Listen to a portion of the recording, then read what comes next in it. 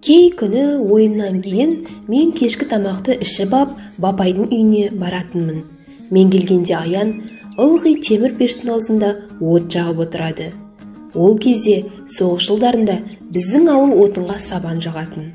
Малатаспен бастырған астықтың сабаны орған қамыс сияқты ірі болады. Арасында шала бастырылған, кейде тіпті мұрты сетінемеген масақтар жиі кездесуші еді. Отқа жанғанда сабан дүр-дүр етіп, лауылдап, ал масақтар бытырлап кететін.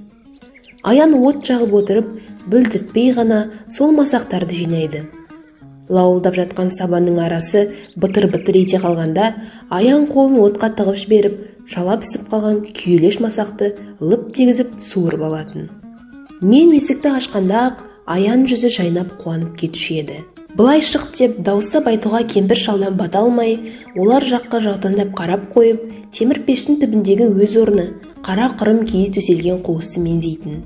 Мен қуысқа кіріп ап, олар кешкі шайларын ішіп болғанша Аянды күтіп отырам. Бапайдың кемпірі шал екеуіне ғана майға бөктіріп талқан шылайды да, «Сенің тісің бар ғой», деп Аянның алдына бір уыс қуырған бидай төгеді. Міне, Аянның кешкі қорегі осы. Ол үн-түнсіз қытырлатып отырып, алдындағы бір уыс бидай біткенше шай ішеді де, сонан соң шынысын төңкеріп қуысқа келеді. Келе бірден сыбырлай сөйлеп, «Ертегі тыңдайсың ба?» деп алады да, менің бас изеуімді күтпестен ақ, «Баяғыда бір жетім бала бопты» деп бастай жөнеледі. Бір тәуірі бапай да, оның кемпірі де біздің сөзімізге құлақ салмайтын. Майға шылаған талқанды көсте асап, ыстық шайға бойы босанған қарт қолтығындағы жастығын мыжғылай түсіп, рахаттана кекіріп қоятын да, «Енелерін ұрайын, осы екеуінің ақ сыбыр күбірі бітпейді екені. Қыз алып қашқалы ақылдасып жүргеннен саусындармай?» деп әзілдейді. Кемпір болса қабағын кіржитіп, «Жаман ит үрегеш келеді деп, мына біздің ол мұлжың көрінеді ғой», дейді. Екеуі де осымен тынады. Жатарында кемпір, «Майы таусылады» деп өзі сығырайып тұрған жетілік шамның білтесін онан әрмен сығырайтып тастайды. Мұнан кейін біздің бар жоғымызды естеріне де алмастан, екеуі екі жақты тәтті қорылға басатын. Олар ұйықтасымен ақ, Аян әлгінде ышқырына тыққан күйелеш масақтарды алып, үгіп-үгіп аузына құятын. «Жеп көрші, тәтті» деп бір-екі масақты маған да ұстататын. Үгіп-үгіп шала піскен дәнді мен де аузыма құямын. Бірақ шикі дәмі білініп тұрғандықтан жұта алмай, шайнап-шайнап түкіріп тастайтынмын. Кейде мен үйден нан алып келетінмін. Аян нанды көргенде көзі отша жанып, екі ұртына кезек бұралай тығып, қақалып қала жаздайтын. «Тағы да бар ма, тағы да?» деп менің қалтамның түбіндегі қоқымға дейін қағып, дек бір қалушы еді. Бір күні балалар екіге бөлініп, қар атқыласып ойнамақ болдық. Ортамыздан екі атаман сайлап қалғандарымыз екі-екіден жұптасып, әлгі екі атаманның қарауына тең бөліне бастадық. Бұл ойынға Аянның да қатыссыз келген. Бірақ екі атаманның екеуі де оны өз топтарына алудан бас тартты. «Ой, қой, сен жүгіре алмайсың, шойтандап», дейді олар. Аян үшін мұнан ауыр жаза жоқ еді. Ол көзі жасаурап, ақсақ аяғын сүйреткен күйде екі ені салбырап кете барды. Мен шыдай алмай оның соңынан жүгірдім. Аян жылап келеді екен. Екеуміз қатарласып, үнсіз жүре бердік. Дәл Асылбек шалдың үйінің тұсына жеткенде, көз жасын алақанымен қатты уқалап сүртті де, әлгі үйге бұрылды. Мен де ердім. Асылбек шал мал қорасының ішін тазалап жүр екен. «Неге келдіңдер, балалар?» деді анадайдан дауыстап. «Ата, аяғымды салып берші», деді Аян. Асылбек таяп кеп, оның аяғына қарады. «Салып беруің қалай? Мына аяғың қисық боп бітіп, жазылып кеткенге ұқсайды ғой. Енді оны қайта орнына салу оңай емес. Ауырғанына шыдар ма екенсің?» «Шыдаймын, ата, салып беріңізші». Аянның даусы дірілдеп жалынсыз шықты. Енді сіл болса, еңіреп жылап жіберуге шақ тұр. «Апырай, жарайды, салып берейін қарағым, үйге кіре бер. Әй кемпір, мына жиен балаға тамақ берші, әлденіп алсын». Біз үйге кірдік. Асылбектің кемпірі бізді төрге отырғызып, бауырсақ пен айран әкеп берді. Сәлден кейін жуынып шайынып, Асылбектің өзі де кірді. Сырт киімін шешініп, кемпіріне көрпе салғызып, әлгінің үстіне Аянды жатқызды. Онан соң қойдың құйрық майымен Аянның тобығы тайған аяғын сылауға кірісті. Ұзақ сылады. Өзі де тынымсыз сөйлеп, Аяннан да әр нәрсені бір сұрап үнемі сөйлетумен болды. Бір кез Аян: «Ойбай!» деп баж ете түскен Асылбек: «Шыда балам, шыда!» деп оның бұлқынғанына қарамастан тырп еткізбеді. Аян құлындағы даусы шығып ойбайлап жатты да, Асылбек оның аяғын уқалап сылай берді. Онан соң кемпір әкелген шүберекпен әдемілеп танып тастады да: «Ал болды, тобығыңды енді шығарып алма», деді. Бірақ амал не? Аян мұнан кейінде тобығын тайдырып алды. Ол көктем кезінде еді. Көктем шыға, колхоз жұмысына біз де араласқанбыз. Ортасына сым темір салып, өртеген бір дойыр қамшыны қолымызға алып, өгіз жеккен соқаның басына міндік. Жесір әйелдер мен бойжеткен қыздар соқаның артын ұстайды.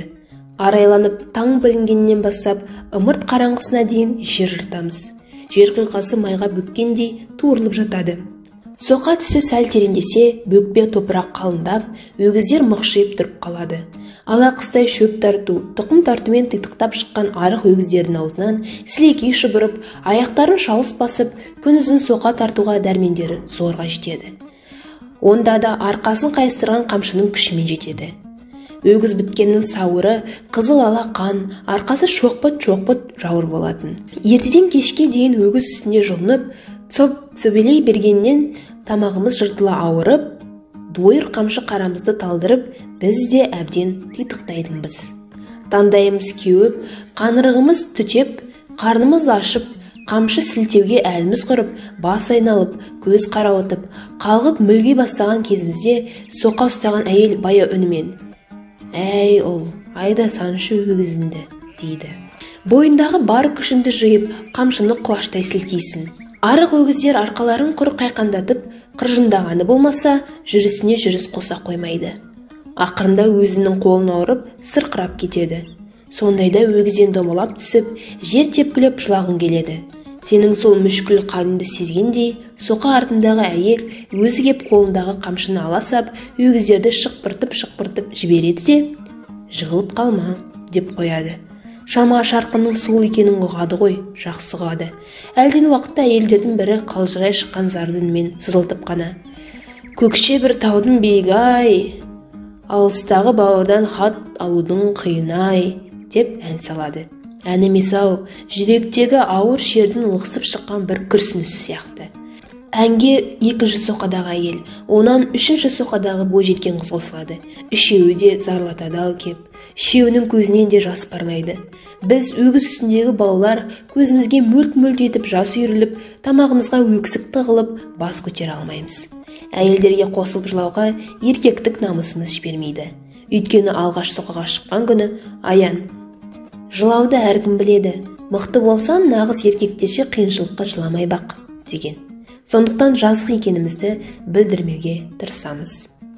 Кешкісін жерден қазылған бараққа келеміз. Іші ұп-ұзын қап-қараңғы үңгір сияқты. Астына сабан төселген.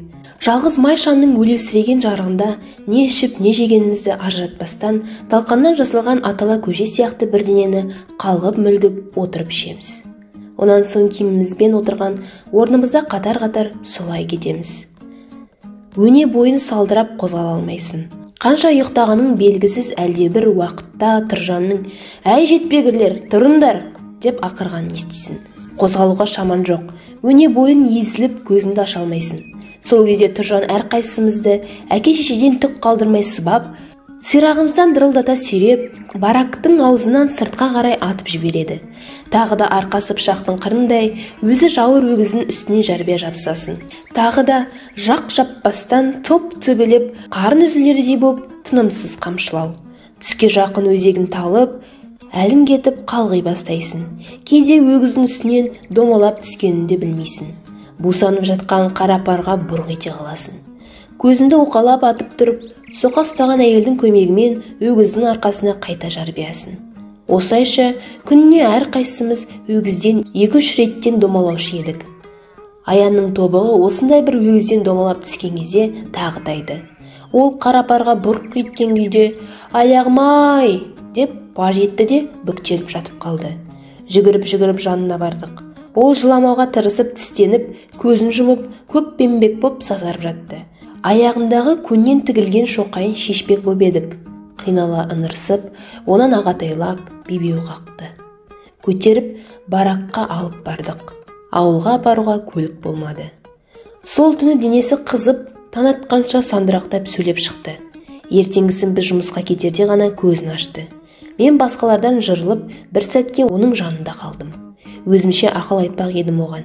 Сөзді неден бастарымды білмей, қибақтап отырғанымда ол өзі бастады. «Ой, кеше аяғым қатты ауырды», деді дірілген үнмен. «Тура өлігім-ақ кеп еді. Тағы ағамды ойлап қана тоқтадым». Онан соң біраз үнсіз жатты. Түймесі ағытылған күртесінің омырауына тұмсығын тықты. «Қарашы, жусанның иісі», деп қойды. «Енді аяғымды ағам келгенде бірақ салғызам. Ағам қалаға апарып, ендігәрі шықпастай етіп салғызады. Әлі». Ол тәтті ойға шомған күйде ағасы келген соң не істеп, не қоятынын тегіс тізбелеп айтып шықты. Оның сөзіне қарап, мен ағасының жуықтағы күндердің бірінде қайтатынына титтей де шәк келтіргем жоқ.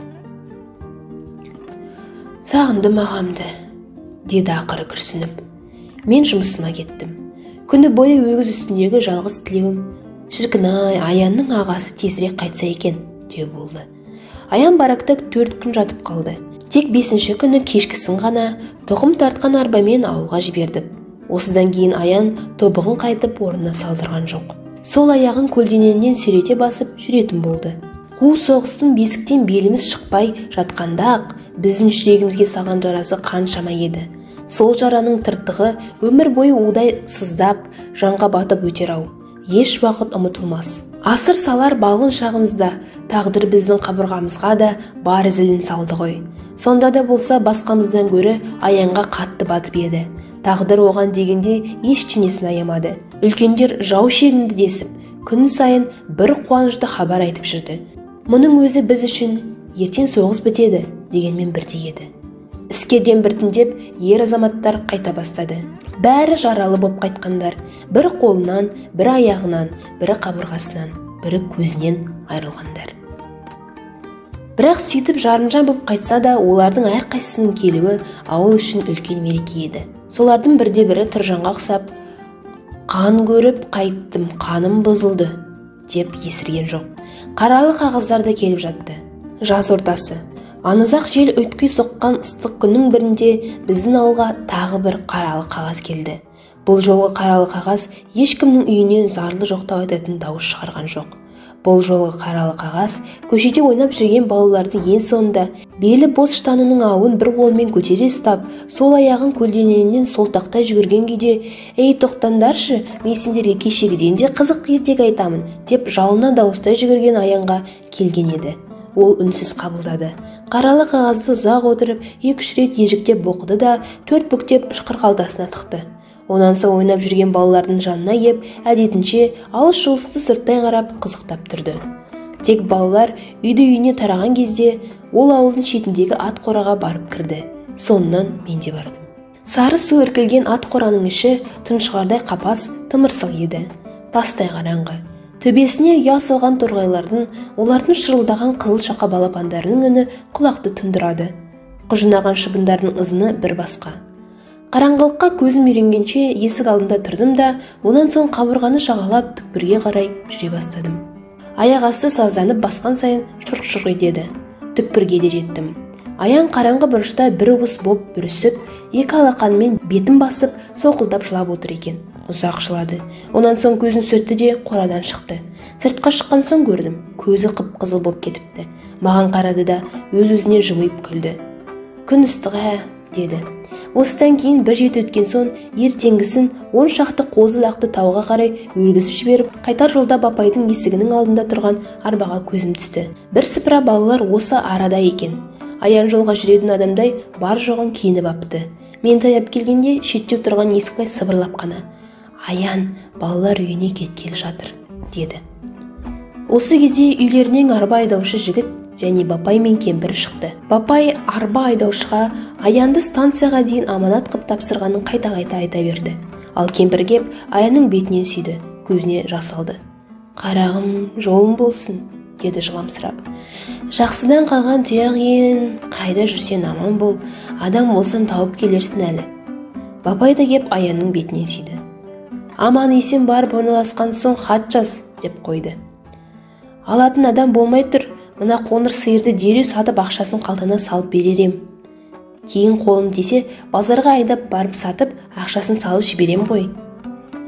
Қойшы әрі, сен де осы. Не болса соны айтпай, сатқаны несі? Ертең ер жетіп келе қалғанда мал керек емес пе Аянға? Деп киіп кетті осы тұста кемпірі. Қарағым, бұл ажыған атаның сөзін тыңдама. Әлі өзің кейін үлкен жігіт болып келгенде қоңыр сиырында өсіммен қолына тапсырамын. Аян балалардың бәрімен қол алысып қоштасты. Мен әлі бәріне хат жазып тұрамын, деді күлімсіреп. Есікбай арбаның артына жабыспап, оны талай жерге дейін шығарып салды. Арбадан түсіп қап, қара жолдың үстінде сексейіп ұзақ тұрды. Қайта келгенде өте көңілсіз еді. Садық ойнайық деп еді, ол менің басым ауырып тұр, деп үйіне кетті. Сол сәтте бәріміздің де ойынға еш зауқымыз жоқ, көңілсіз едік. Көз ұшында бұлдырап арба кетіп барады. Қара жолдың шанын бұрқылдатып барады. Аян бас киімін алып бізге бұлғап қояды. Біз, балалар, Аянды көп уақытқа дейін еске алып сөз қылушы едік. Кейде кешкілік бір жерге жиналып ап, ала қыстай Аян айтқан ертегілердің есте қалғандарын қайталай айтып та жүрдік. Аянның ертегілерінің көңілімізде ұялағаны сонша, кейін ер жеткен кездерімізде өзімізден кіші балаларды тамсандыра отырып айтатынбыз. Тіпті күні бүгінге дейін, сонан бері талай ондаған жылдар өтсе де, кей күні түнде далаға шыға қалсам, қараңғыда бөрікке шошайған ешкі өлмес шоқысы, астында жалғыз көзі дау ұйықтап жатқандай, соның қорқыраған демінен темселіп тұрғандай көрінеді. Сол даумен алысатын жетім бала қайда екен деймін, сол сәт. Жазға салым, жусанды төбе жақтан қоңыр салқын самал еседі.